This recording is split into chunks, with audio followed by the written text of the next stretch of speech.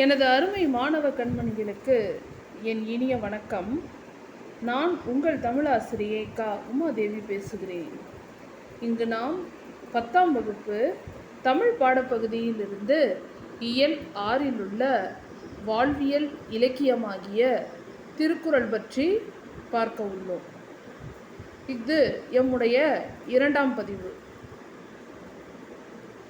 இப்பகுதியில் முதலாவதாக நாம் பார்க்க போகின்ற தலைப்பு பகைமாட்சி.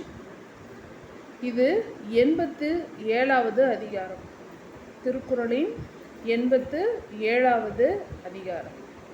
பகைமாட்சி அப்படின்னு சொல்லும்போது, பகைவனை எதிர்கொள்ளும் போது ஒரு அரசன் எவ்வாறெல்லாம் இருக்க வேண்டும் என்பதனை கூறுவதே இவ்வதிகாரம். பகை அரசனை எதிர்கொள்ளுதல் அப்படின்னும் போது, அன்பிலன் ஆன்ற துணையிலன் தான் தூவான் என்பரியும் ஏதிலான் துப்பு. அன்பிலன் ஆன்ற துணையிலன் தான் தூவான் என்பரியும் ஏதிலான் துப்பு. துப்பு அப்படின்னு சொன்னால் வலிமை அப்படின்னு அர்த்தம். துப்பு என்பதற்கு வலிமை அப்படின்னு அர்த்தம். சுற்றத்தாரிடம் ஒருவர் அன்பு இல்லாமலும் பொருந்திய துணை இல்லாமலும் வலிமை இல்லாமலும் இருந்தால் அவர் எப்படி பகைவரின் வலிமையை எதிர்கொள்ள முடியாது அப்படின்னு சொல்லிட்டு திருவள்ளுவர் சொல்கிறார். அன்பிலன் ஆன்ற துணையிலன் தான் தூவான் என்பரியும் ஏதிலான் துப்பு அப்படின்ற இந்த குறட்பாவின் மூலமாக, அதாவது சுற்றத்தார் அப்படின்னு சொல்லும்போது தன்னை சேர்ந்தவரிடம் அன்பில்லை. அதற்கு பிறகு தன்னுடன் பார்த்தீங்க அப்படின்னா பொருந்திய துணையும் இல்லை, மேலும் வலிமையும் இல்லை. இவ்வாறெல்லாம் இருந்தால் அவர் எப்படி பகைவரின் வலிமையை எதிர்கொள்ள முடியும் அப்படின்னு ஒரு கேள்வியை இங்கு முன்வைக்கிறார் திருவள்ளுவர். அதாவது சுற்றத்தார் அப்படின்னும்போது நம்மளை சுற்றி உள்ளவங்க அப்படின்னு நம்ம சொன்னோம் இல்லையா? அப்போ அவங்களோட வலிமை அப்படிங்கிறதும் கண்டிப்பாக நமக்கு வேணும். அதாவது பகைவரை எதிர்கொள்ளக்கூடிய அரசனுக்கு வேணும். அது மட்டும் அல்ல, தம்மை பொருந்திய துணையோடு இருக்கக்கூடியவங்க அப்படின்னும்போது அமைச்சர்கள், சேனைய தலைவர்கள், மக்கள், இவங்க எல்லாமே இதில் அடங்குவாங்க. அதற்கு பிறகு வலிமை அப்படின்னும்போது உடல் வலிமை. இது எல்லாமே பொருந்தி வரல அப்படின்னா பகையரசரை எப்படி எதிர்கொள்ள முடியும்? கண்டிப்பாக இது கேட்கக்கூடிய கேள்வியே தானே. அப்போ ஒரு பகைவரை எதிர்கொள்ளணும் அப்படின்னா அந்த அரசனுக்கான தகுதிகள் அப்படின்னும்போது இவையெல்லாம் அப்படின்னு சொல்லிட்டு, அன்பிலன் ஆன்ற துணையிலன் தான் தூவான் என்பரியும் ஏதிலான் துப்பு அப்படிங்கிறாங்க. இப்போ ஏதிலான் அப்படின்னு சொன்னால் அயலவர் அப்படின்னு அர்த்தம். அடுத்த குறட்பா, அஞ்சும் அறியான் அமைவிலன் ஈகலான் தஞ்சம் எளியன் பகைக்கு. அதாவது பொருள் அப்படின்னு பார்க்கும்போது, மனதில் துணிவு இல்லாதவராய், அஞ்சக்கூடியவராய். அதற்கு பிறகு அறியான் அமைவிலன், அறிய வேண்டியவற்றை அறியாதவராய். ஈகலான் பொருந்தும் பண்பு இல்லாதவராய், பிறருக்கு கொடுத்தும் உதவாதவராய் இருந்தால் எளிதில் பகைக்கு ஆட்பட நேரிடும் இல்லவா? ஒரு அரசனாக இருக்கின்றவன் எவ்வாறெல்லாம் இருக்கணும், எவ்வாறெல்லாம் இருக்கக்கூடாது அப்படின்னு நம்ம திருவள்ளுவரை தவிர யாரால்தான் சொல்ல முடியும் இல்லையா? இந்த குறட்பாவிலையும் அருமையாக சொல்லியிருக்காரு. மனதில் துணிவு இல்லை, அறிய வேண்டியவற்றை அறியவும் இல்லை, அடுத்து அப்புறம் பொருந்தும் பண்பும் இல்லை, பிறருக்கு கொடுத்து உதவக்கூடிய ஒரு ஈகை திறனும் இல்லை. இவ்வாறெல்லாம் இருந்தோமானால் நாம் பகைக்கு ஆட்பட நேரிடும் அப்படின்னு சொல்லிட்டு ஒரு அரசனுக்கான தகுதியை சொல்கிறாரு இந்த அதிகாரத்தில் திருவள்ளுவர். அடுத்த குறட்பா பாருங்க. குடி செயல் வகை. இது 103வது அதிகாரம். இந்த குடி செயல் வகை அப்படின்னும் போது மரபினுடைய சிறப்பை கூறுதல். மரபு அப்படின்னு சொல்லும்போது குடிசிறப்பு, அதாவது ஒரு மன்னராக இருக்கும்போது அவங்களுடைய வழி வந்த சான்றோரினுடைய சிறப்பை சொல்கிறது தான் இந்த இடத்துல குடிசெயல் வகை அப்படின்ற தலைப்பில் சொல்கிறாங்க. இப்போ பார்த்தீங்க அப்படின்னா, கெட்டாலும் மேன்மக்கள் மேன்மக்களே, சங்கு சுட்டாலும் வெண்மையே தரும்னு நம்ம படிச்சிருக்கிறோம். அப்போ ஒரு குடியில் பிறந்த, உயர்ந்த குடியில் பிறந்த யாராக இருந்தாலும் சரி, அவங்களுடைய அந்த பிறப்பினுடைய அந்த மரபு அப்படிங்கிறது கண்டிப்பாக மாறாது அப்படின்றத சொல்கிறது தான் இந்த ஒரு அதிகாரம் அப்படின்னு சொல்லலாம். சரி, அதாவது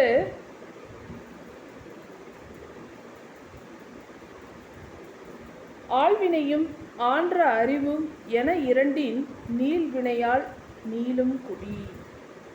ஆழ்வினையும் ஆன்ற அறிவும் என இவ்விரண்டின் நீள்வினையால் நீளும் குடி. விடாமுயற்சி, சிறந்த அறிவாற்றல் இவ்விரண்டையும் இடைவிடாமல் பின்பற்றுபவரின் குடி உயர்ந்து விளங்கும். நம்ம குடி செயல் வகை அப்படின்னு பார்க்கும்போது எனக்கு வரக்கூடிய ஒரு எடுத்துக்காட்டை இங்கே நான் சொல்ல வரேன். அதாவது கர்ணனை பார்த்தீங்க அப்படின்னா தானத்திலும் தர்மத்திலும் சிறந்தவன் அப்படின்னு சொல்லிட்டு எல்லாருமே புகழ்ந்து பேசுவாங்க இல்லையா? இதை கேட்ட அர்ஜுனன் பார்த்தீங்க அப்படின்னா கிருஷ்ண பரமாத்மா கிட்ட கேட்குறாரு, இது மாதிரி எல்லாருமே கர்ணனை தான தர்மத்தில் சிறந்தவன் அப்படின்னு சொல்கிறீங்க, நாங்களும் தானம் செய்யத்தானே செய்கிறோம், அப்படின்னும் போது எப்படி அவனை பெருசாக பேசுகிறீங்க அப்படின்னு சொல்லிட்டு கேட்குறாரு அர்ஜுனன். அப்போ கிருஷ்ண பரமாத்மா சொல்கிறாரு, சரி அவனுடைய தான தர்மத்தை பற்றி உனக்கு நான் விளக்குறேன் பாரு அப்படின்னு சொல்லிட்டு மனசுக்குள்ளார நினச்சிட்டு ஒரு தங்க மலை, தங்கத்தால் ஆன ஒரு மலையை முதலாவதாக அர்ஜுனன் கிட்ட கொடுக்குறாரு. இது மாதிரி இந்த மலையை உனக்கு விருப்பப்பட்டவங்க யாராக இருந்தாலும் சரி, நீ அவங்களுக்கு கொடுத்து உதவலாம்.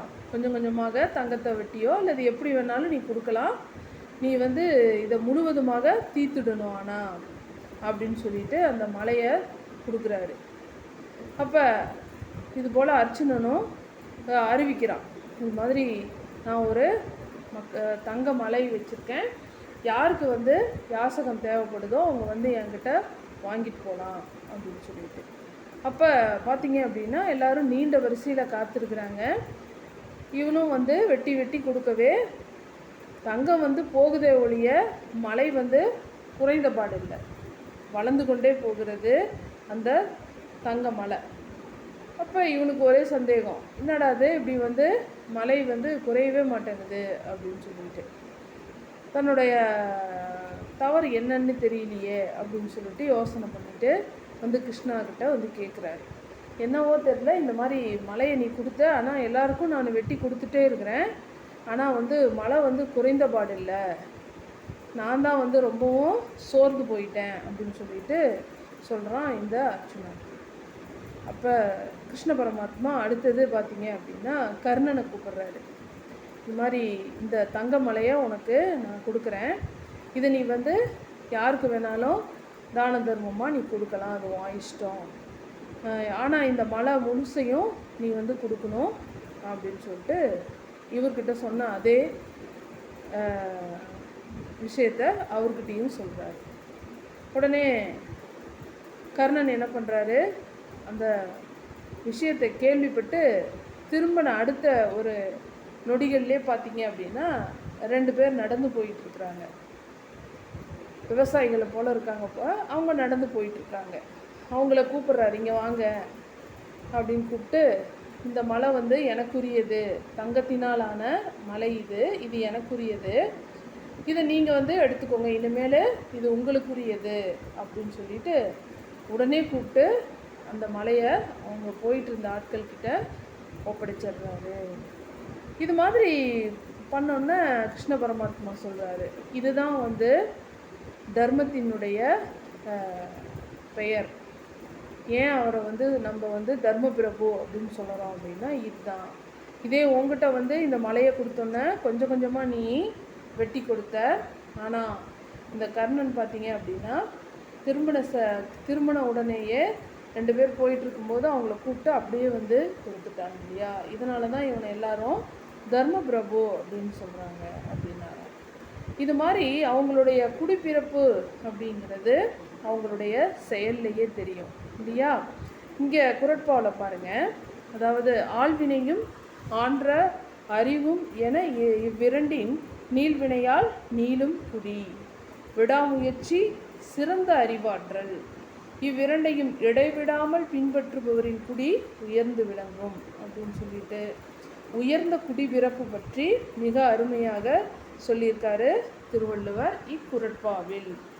ஆழ்வினை அப்படின்னு சொல்லி சொன்னால் விடாமுயற்சி, நீள்வினை அப்படின்னு சொல்லி சொன்னால் தொடர் முயற்சி, நீளும் அப்படின்னா வளரும் அப்படின்னு அர்த்தம்.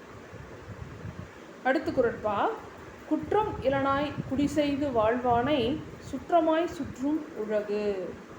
குற்றம் இலனாய் குடி செய்து வாழ்வானை சுற்றமாய் சுற்றும் உலகு. இது நமக்கு மனப்பாட திருக்குறள், கவனிக்கணும். அதாவது இதுவும் அருமையான ஒரு விளக்கம் பாருங்கள். குற்றம் இலனாய் அப்படின்னா குற்றம் இல்லாமல் குடி செய்து வாழ்வானை, தம் குடிபெருமையை உயரச் செய்து வாழ்பவரை உலகத்தார் உறவாக கொண்டு போற்றுவர். இவ்வுலகமே உறவாக கொண்டு போற்றும். குற்றம் இல்லாமல் அப்படின்னா இந்த இடத்துல குற்றம் அப்படின்னு சொல்கிறது தண்டனைக்கு ஆளாகாத செயல்களை செய்யாதவர்கள் அப்படின்னு அர்த்தம். குற்றம் அப்படின்னும் போது தண்டனை அப்படின்னு அர்த்தம். தண்டனைக்கு ஆளாகாத செயல்களை செய்யாதவனை அப்படின்னு அர்த்தம்.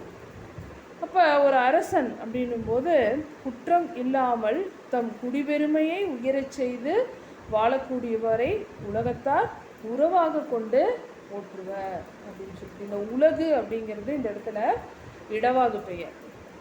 உலகு அப்படின்றது இடத்தை குறிக்கின்ற இடவாகு பெயர், உலகத்தில் வாழக்கூடிய இந்த மக்களை குறிக்கின்றது. சரி, அடுத்த குறட்பாக்கு போவோம். இன்மையின் இன்னாதது யாதெனின் இன்மையின் இன்மையே இன்னாதது. நல்குரவு அப்படின்ற ஒரு தலைப்பு. இந்த அதிகாரம் பார்த்தீங்க அப்படின்னா 105வது அதிகாரம்.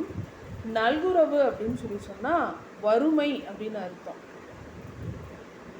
அதாவது திருவள்ளுவர்கிட்ட கேட்டால் இது மாதிரிங்க ரொம்ப கொடுமையிலும் கொடுமை எது அப்படின்னு கேட்டால் அவர் சொல்லியிருக்காரு, இன்மையின் இன்னாதது யாதெனின் இன்மையின் இன்மையே இன்னாதது அப்படிங்கிறாரு.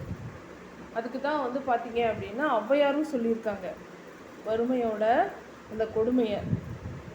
அரிது அரிது மானிடராய் பிறத்தல் அரிது அந்த பாடலில் பார்த்தீங்க அப்படின்னா இளமையில் வறுமை அப்படிங்கிறது ரொம்ப ஒரு கொடுமையான விஷயம் அப்படின்னு இருக்காங்க. அது மாதிரி வறுமை அப்படிங்கிறது பார்த்தீங்க அப்படின்னா ஒருவருக்கு வறுமையை போன்று துன்பம் தருவது எது என்றால் அது வறுமையே ஆகும்னு கேள்வியிலேயே பதிலையும் வச்சுட்டார் இந்த இடத்துல திருவள்ளுவர். இது நமக்கு மனப்பாட திருக்குறளும் ஆகும். மேலும் சொற்பொருள் பின்வரு நிலையணிக்கான எடுத்துக்காட்டு பாடலாகவும் இதனை எழுதலாம். அதாவது இன்மையின் இன்னாதது யாது எனின் இன்மையின் இன்மையே இன்னாதது அப்படின்னு சொல்லிட்டு ஒருவருக்கு வறுமையை போன்று துன்பம் தருவது எது என்றால், அப்போ வறுமை அப்படிங்கிறது பெருந்துன்பம் அப்படிங்கிறத நம்ம திருவள்ளுவரே இந்த இடத்துல சொல்கிறாரு.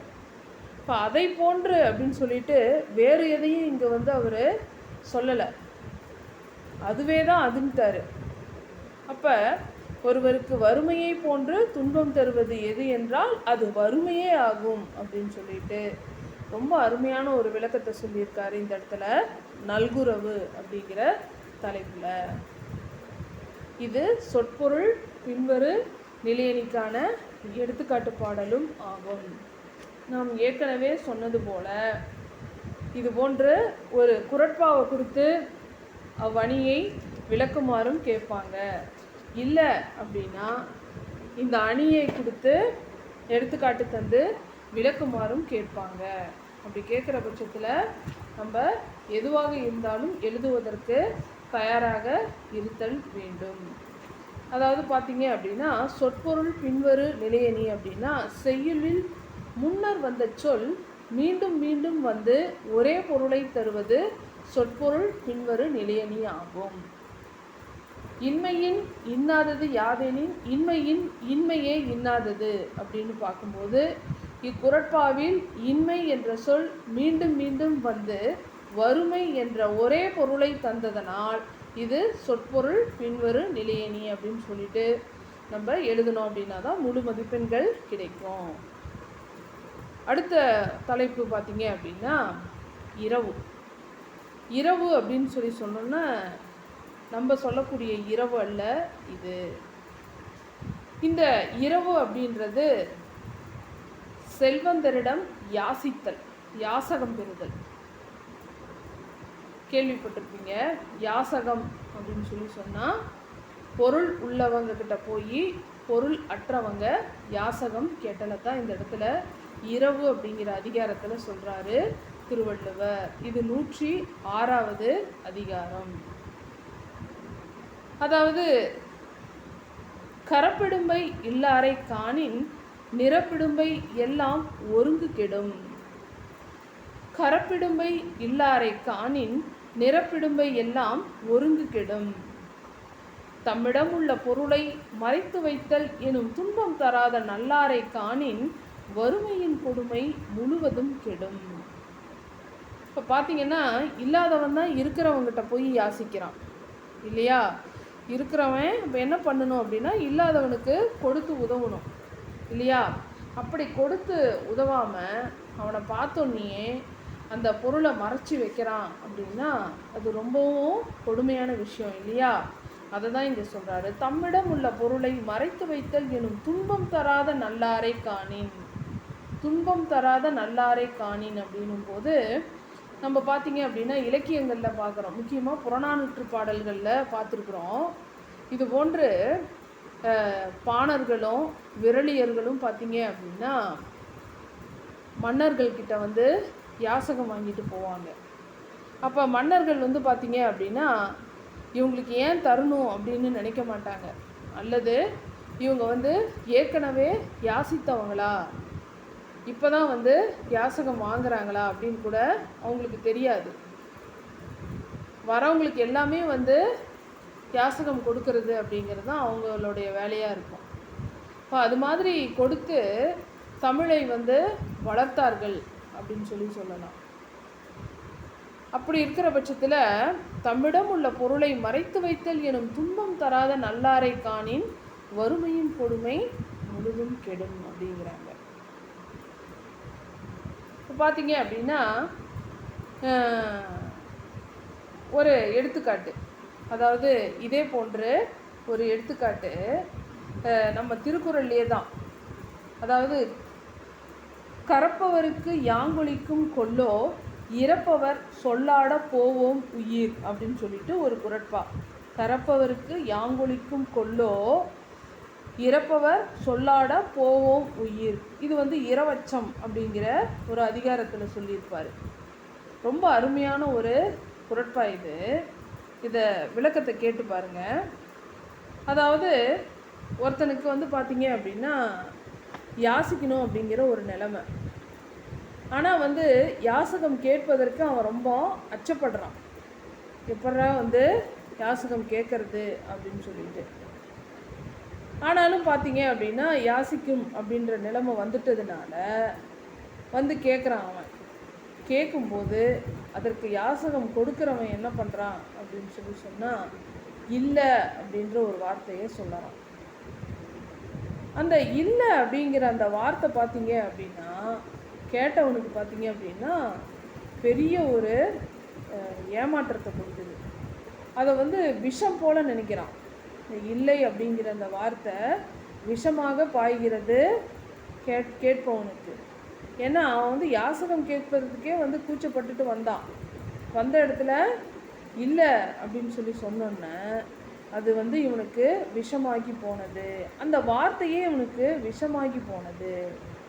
அப்போ இல்லை என்ற இந்த வார்த்தை, விஷமான இந்த வார்த்தை சொன்னவன் வாயிலிருந்து தானே வந்தது.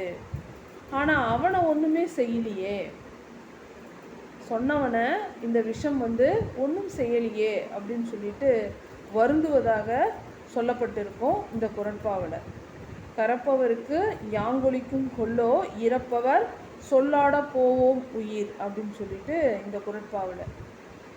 இதுபோல் யாசகம் கேட்குறவங்க பார்த்தீங்க அப்படின்னா வந்தாங்க அப்படின்னா அந்த காலத்தில் யாசகம் கொடுத்து அவங்கள வந்து தேத்தி அனுப்புனாங்க அப்படிங்கிறது நம்ம இலக்கியங்களில் பார்க்குறோம். அதுதான் இங்கே ரொம்ப அருமையாக திருவள்ளுவரும் சொல்லிட்டு வராரு. அடுத்த குறட்பா பாருங்கள். இகழ்ந்து எல்லாது ஈவாரை காணின் மகிழ்ந்து உள்ளுள் ஒப்பது உடைத்து. இகழ்ந்து எல்லாது ஈவாரை காணின் மகிழ்ந்து உள்ளுள் ஓப்பது உடைத்து. இகழ்ந்து ஏளனம் செய்யாமல் பொருள் கொடுப்பவரை கண்டால் இறப்பவரின் உள்ளத்தில் உள்ளே மகிழ்ச்சி பொங்கும். அதாவது கொடுக்கக்கூடியவன் அப்படின்னும் போது அவன் எப்படி இருக்கணும் அப்படின்னு சொல்லி கேட்டால், யாசகம் கேட்க வருகின்றவர்களை பார்த்து ஏளனம் செய்யக்கூடாது.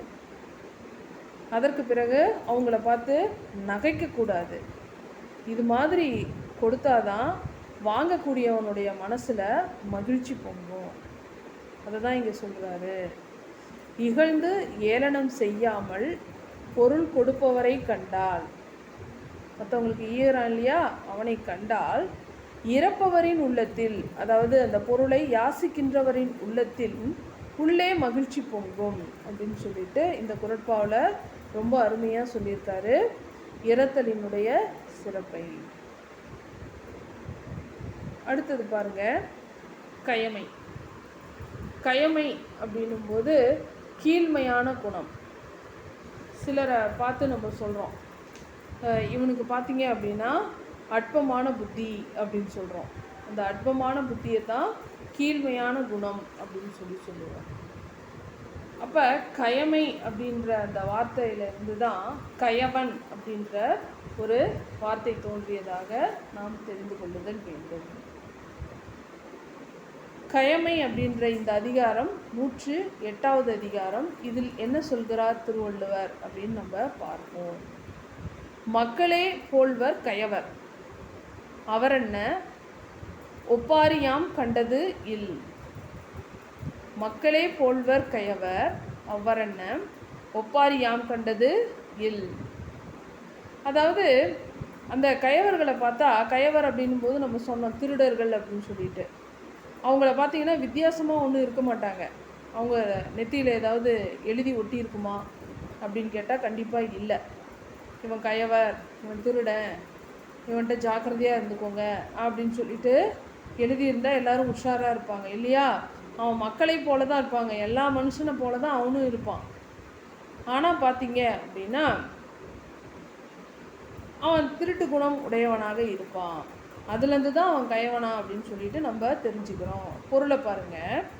கயவர் மக்களை போலவே இருப்பர், கயவருக்கும் மக்களுக்கும் உள்ள தோற்ற ஒப்புமையை வேறிதிலும் யாம் கண்டதில்லை. இந்த இடத்துல திருவள்ளுவர் தாம் கண்ட விஷயத்தை இங்கே நமக்கு சொல்கிறார்.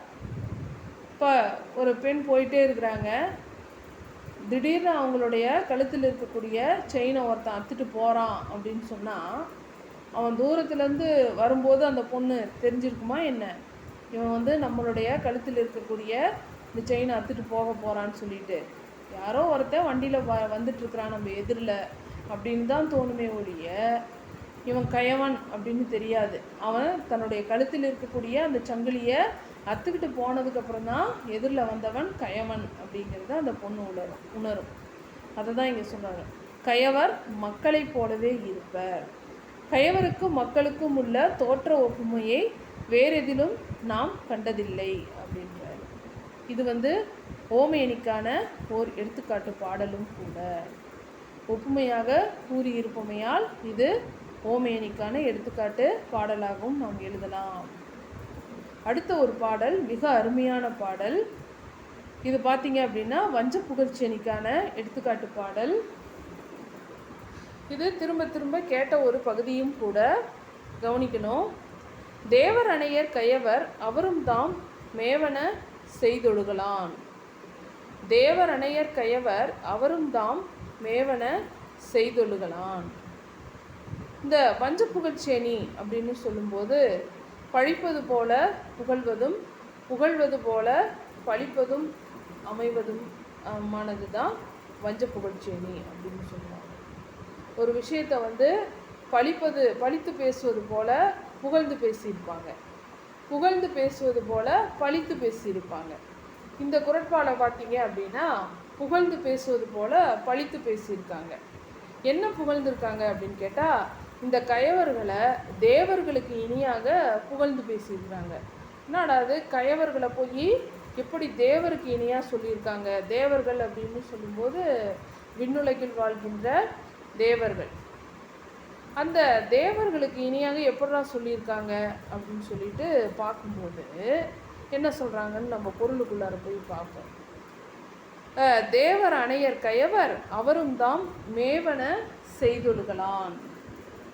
அதாவது அணையர் அப்படின்னு சொன்னால் தன்மையர் அப்படின்னு அர்த்தம். யார் அந்த தன்மையர் அப்படின்னு கேட்டால், இந்த கயவர்கள் தேவருக்கு நிகரானவர்களாம். அதாவது தேவரும் கயவரும் ஒரு தன்மையர் அப்படிங்கிறாங்க. கேட்டோடனே நமக்கு அதிர்ச்சியாக இருக்குது. இந்த கயவர்கள் பார்த்தீங்க அப்படின்னா நம்ம மோசமாக ஒரு சித்தரிப்புலாம் அவங்கள மனசில் வச்சுருப்போம். இவங்கள போய் தேவருக்கு இனியாக சொல்கிறாங்களே அப்படின்னு சொல்லிட்டு வியந்து பார்க்கையில் அடுத்த வரியிலேயே சொல்கிறாரு, அவ்வாறு எவ்வாறு எனில் தேவர்களைப் போல கயவர்களும் தாம் விரும்பினவற்றை செய்து ஒழுகுவர். தேவர்கள் எப்படி தாம் விரும்பியதை செய்து வாழுகின்றனரோ அதுபோலவே கயவர்களும் திருடர்களும் தாம் விரும்பியவாறே வாழுகின்றனர். அவங்களுக்குன்னு சொல்லிட்டு எந்த ஒரு சட்டத்திட்டங்களும் இல்லை இல்லையா? தாம் எந்த போக்கில் போகிறோமோ அந்த போக்கில் அவங்க பாட்டுக்கு போய்கிட்டே இருக்கிறாங்க. அப்போ இவங்க தேவர்களை போல அப்படின்னா நம்ம தேவர்களுக்கு இனியாக நினச்சிடக்கூடாது. தேவர்கள் எப்படி தாம் விரும்பிய வாழ்க்கையை வாழ்கின்றனரோ அதுபோல் இவங்களும் வாழ்கின்றனர் அப்படின்னு சொல்லிட்டு புகழ்வது போல பழித்து பேசியுள்ளமையால் இது வஞ்ச புகழ்ச்சியணிக்கான எடுத்துக்காட்டு குறட்பாவாகவும் கொள்ளலாம். அடுத்து பாருங்க, இறுதியான குறட்பா. இது பார்த்தீங்க அப்படின்னா ஓமையணிக்கான எடுத்துக்காட்டு குறட்பா.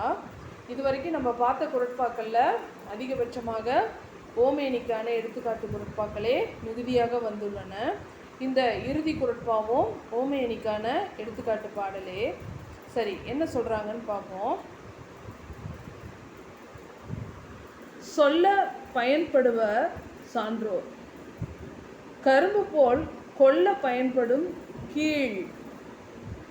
சொல்ல பயன்படுவர் சான்றோர் கரும்பு போல் கொல்ல பயன்படும் கீழ் அப்படிங்கிறாங்க. இந்த கீழ் அப்படிங்கிறது கீழ்மையான குணத்தை உடையோரை குறிக்கின்ற ஒரு வார்த்தை. சான்றோர் அப்படின்னா நட்பண்புகளை உடையோர். விளக்கத்துக்கு வாங்க.